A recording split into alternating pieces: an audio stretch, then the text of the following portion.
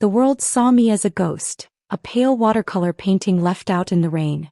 To my family I was Jessica, the fragile younger sister, a porcelain doll best kept on a high shelf, admired for her quiet beauty but never ever played with. Especially not now, not since father's death. They thought the grief had shattered me. In a way it had. But they mistook the pieces for dust when they were, in fact, shards of glass. William, my brother, strode through our ancestral home like a colossus. He wore father's signet ring, sat in father's chair at the head of the dining table, and drank father's single malt scotch with a proprietary air that turned my stomach. He had inherited it all. The company, the fortune, the respect. Our mother, a woman whose spine was forged from social standing and tradition, looked at him with a pride that was almost blinding. He was the sun in her sky. I was just a satellite, a flicker of reflected light. They treated me with a cloying, suffocating pity. Poor Jessica, mother would sigh, her hand patting my own with a touch as light as a dead leaf. She feels things so deeply. This has been too much for her. William would nod sagely, his eyes, the same deep blue as father's but lacking their warmth, would soften with counterfeit sympathy. She needs time, mother. She's not built for this world. Not like we are. This world. The world of corporate takeovers, of ruthless negotiations, of secrets buried so deep they became the foundations of our empire. They saw me as an outsider, a guest in my own life. And for a while I let them. I played the part they'd written for me. I was the broken sparrow, the wilting flower. It was the perfect camouflage. My revenge began not with a bang but with a whisper of old paper. It was 3 months after the funeral, a suffocatingly still Tuesday afternoon. I'd sought refuge in father's library, the one place William hadn't yet fully colonized with his own sterile modern tastes. The room still smelled of him, old leather, pipe tobacco, and the faint acidic scent of ink.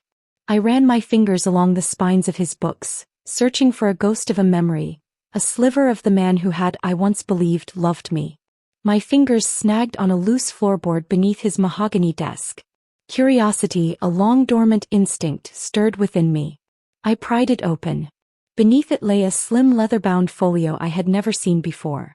It wasn't a diary. It was a ledger of a different sort. Inside, the pages were filled with father's elegant, slanted script, detailing transactions, dates, and names. But woven between the legitimate entries were notes, cryptic and panicked. He wrote of a rival company, Northgate Industries, and their aggressive attempts at a buyout. He mentioned secret meetings, pressure, threats. And then I saw William's name. There were copies of wire transfers, secret agreements signed by my brother funneling shares, small percentages at first, into a holding company controlled by Northgate. William had been bleeding the company dry from the inside, selling off pieces of our father's legacy to the very wolves at the gate. My blood ran cold. It was a betrayal so profound it felt like a physical blow. But the final pages were what truly broke me. Father's handwriting grew erratic, shaky.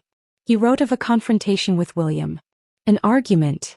He mentioned the pills for his heart condition, how the dosage had been wrong. W says the DR changed it. Feels wrong. Dizzy. The last entry was dated the day before he died. The official cause of death was a massive, unexpected coronary tragedy. An accident. I closed the folio, my hands trembling not with weakness, but with a sudden, terrifying clarity. My brother, the golden son, the heir apparent, was a viper. He hadn't just stolen our father's company. He had stolen his life. In that silent, dusty library, the fragile porcelain doll shattered for good.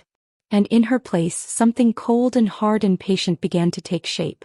Confronting him was out of the question. He would deny it. Mother would side with him. They would call me hysterical, grief-stricken, mad. They would lock me away in a gilded cage of their own making and throw away the key. But my weapon wouldn't be a shouted accusation. It would be a whispered lie. My strength wouldn't be in a direct assault, but in the slow, meticulous erosion of his world. They thought I was weak. I would be the water that wears away the stone. They thought I was naive. My innocence would be the sharpest knife in the drawer. The next morning at breakfast I made my first move. I wore a pale lavender dress, my hair down, my eyes artfully shadowed to look perpetually on the verge of tears. I barely touched my food. "Jessica, darling, you must eat," Mother said, her voice laced with that familiar, weary concern. I looked up, my lip trembling just so. "I'm sorry." I had a dream about father last night. It felt so real. William put down his newspaper, his mask of fraternal care clicking neatly into place. What was it about, Jess? He was in his office, I whispered, letting a single tear trace a path down my cheek. He was worried. About the business. He told me to tell you to be careful. Of a man named Alistair Finch. I saw it. A flicker. A barely perceptible tightening around William's eyes. Alistair Finch was the CEO of Northgate Industries. The name was in the ledger. Finch. William feigned a thoughtful frown. I know the name, of course. A competitor. Why would father be worried about him? I don't know, I said, my voice catching in a sob. He just seemed so frightened. He made me promise to tell you he trusted you. That he knew you'd always protect what he built. I looked him directly in the eye, my gaze a perfect blend of sorrow and sisterly devotion. I was twisting the knife he had plunged into our father's back, and he didn't even feel it.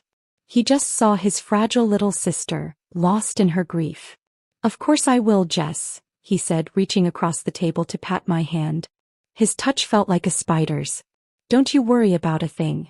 Oh, I wouldn't. He would be doing all the worrying soon enough. My campaign of whispers had begun. I started spending more time at the company headquarters, a ghost drifting through the sterile hallways. I told William the first wanted to feel closer to father's memory. He found it quaint, even touching. He gave me a small, unused office, a little fishbowl where he could keep an eye on me. He underestimated me so completely it was almost poetic. He thought I was there to grieve, I was there to hunt. I learned the names and faces of his inner circle. There was Marcus, the CFO, a man whose ambition was barely concealed by a veneer of corporate loyalty. There was Evelyn, the COO, sharp and efficient, a woman who valued competence above all else. And there were the board members, old friends of my father, men who now looked to William for guidance. I used my fragility as a key to unlock them. I'd accidentally bump into Marcus in the coffee room, my eyes red-rimmed. I'm sorry, I'd murmur. It's just, some days are harder than others. William is so strong, but I worry about him. I heard him on the phone with Mr. Finch from Northgate the other night. He sounded so stressed. To Evelyn I'd present a different angle. You're so brilliant, Evelyn. Father always said you were the sharpest mind in the company. It's a relief to know you're here helping William. He's so focused on the big picture, sometimes I think he misses the small details father was so good at noticing. I was a phantom, planting seeds of doubt that would fester in the dark. Marcus started watching William's expense reports a little more closely. Evelyn began double-checking the projections on deals William was championing. I didn't need to provide proof. I just needed to create the shadow of a question. Next came William's personal life. He believed himself to be a master of compartmentalization, his pristine family man image kept entirely separate from his indiscretions. He was having an affair with a junior art curator named Isabella. It was disgustingly cliché. I found her easily. I didn't approach her as a vengeful sister. I approached her as a fellow victim of William's charm. I discovered her gallery, became a patron, buying a small melancholic painting. We struck up a conversation. I was just Jessica, a quiet, wealthy girl with a tragic backstory and a love for art. I became her friend, her confidant.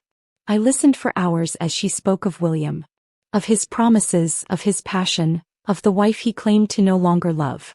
I offered her a sympathetic ear and a shoulder to cry on, all the while cataloging every detail, every secret rendezvous, every lie he told her. He says he's just waiting for the right time, she'd say, her eyes shining with a hope that I found pathetic. He has to be careful because of his sister. She's very unstable since their father passed. I'd pat her hand. He's just trying to protect you. And me. He's a good man. He carries so much. My mind was a cold, clinical machine, calculating the optimal moment to use this information, to detonate this bomb I was so carefully constructing. The moment came 6 months into my charade. William was trying to close a massive merger with a German tech firm. It was his crowning achievement, the deal that would finally move him out of father's shadow and establish his own legacy. It was also, I knew from father's ledger, a deal that would leave the company vulnerable to a hostile takeover from Northgate once completed. Alistair Finch was playing the long game and my brother was his willing pawn. I began my final assault. First, I orchestrated a chance meeting between Isabella and my mother at a charity luncheon I knew they would both be attending. I told Isabella that William was planning to be there, a small lie to ensure her attendance. I then made sure William was unavoidably detained in a meeting. I sat with my mother, and when Isabella arrived, looking radiant and hopeful, I waved her over. "Mother, this is my dear friend Isabella," I said with a saccharine smile. "We met at her gallery. She has the most wonderful taste." The two women chatted politely. It was all very civilized. But I had planted the seed. Mother was a shrewd woman. She had noticed the way Isabella's eyes kept scanning the room, the faint blush on her cheeks when she mentioned William's name. That evening I went to Evelyn. I feigned a panic attack. I was hysterical, babbling about a conversation I'd overheard between William and Alistair Finch. I twisted details from the ledger, making it sound like William was selling out the German merger for a personal kickback. "He mentioned a Swiss account, Evelyn. He said Finch would make it worth his while." "What does that mean? Is he in some kind of trouble?" I cried, my performance worthy of an award. Evelyn's face was a mask of controlled fury. I knew her loyalty was to the company, to the legacy father had built. I had given her just enough ammunition to question her own. The final piece was Marcus. I forwarded him an anonymous email containing photos. Photos of William and Isabella, leaving a discreet hotel. Photos of William meeting Alistair Finch for a private dinner at a restaurant far from the city. I had hired a private investigator weeks ago. The email was untraceable. The day of the board meeting arrived. It was a gray, drizzly morning, the sky weeping over our family's impending doom. William walked into the boardroom like a king entering his court. He smiled, confident and self-assured.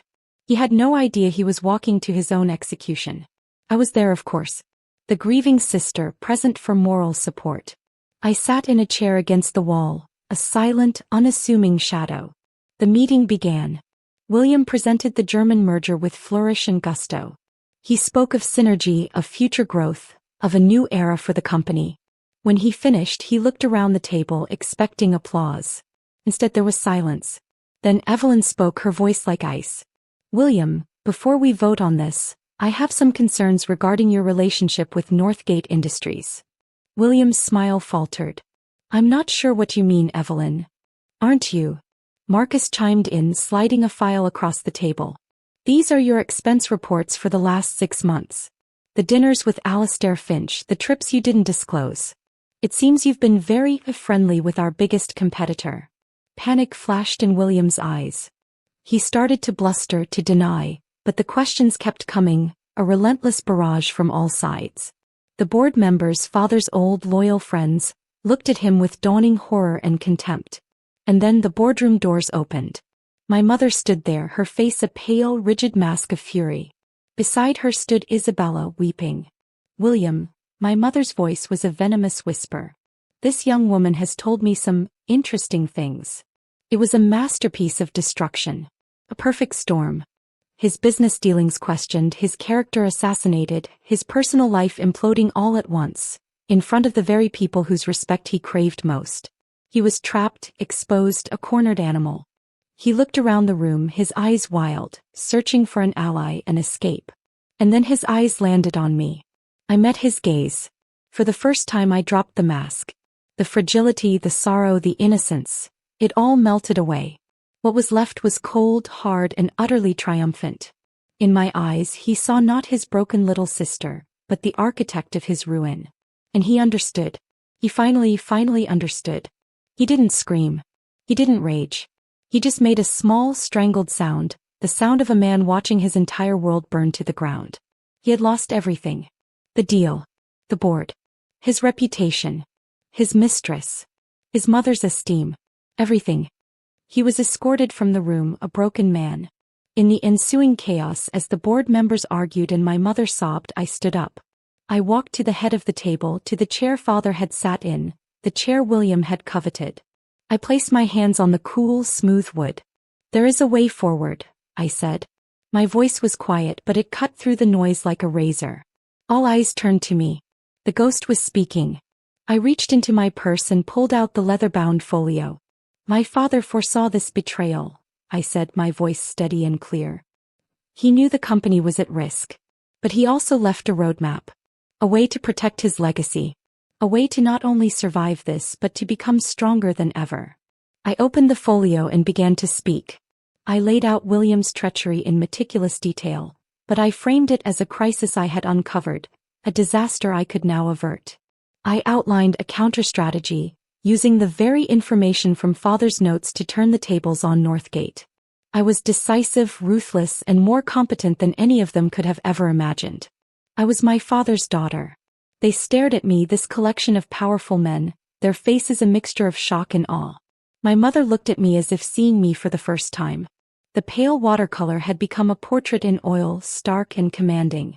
The porcelain doll was made of steel. 2 hours later it was done.